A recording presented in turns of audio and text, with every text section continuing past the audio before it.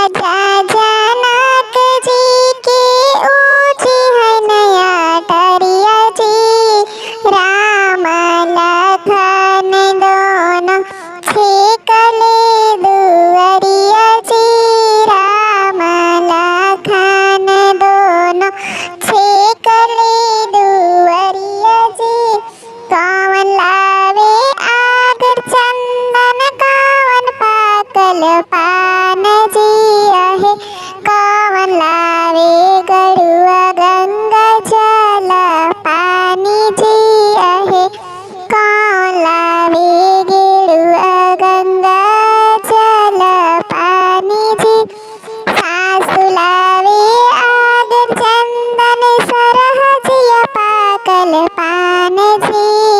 सासु लावे आगर चंदन सरहजिया पाकल पान जी आहे। साली लावे गरुआ गंगा जल पानी जी आहे। साली लावे गरुआ गंगा जल पानी जी। नाही लेबो आगर चंदन नाही पाकल पान जी। नाही लेबो आगर चंदन नाही पाकल पान जी।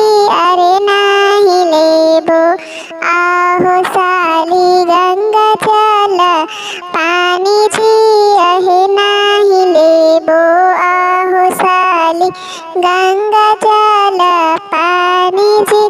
तनी सा देखाव सासुराज मल कुमारी जी। तनी सुन देखाव सासुराज लत कुमारी जी। रजलत कुमारी दुल्हा दादा के दुलारी जी।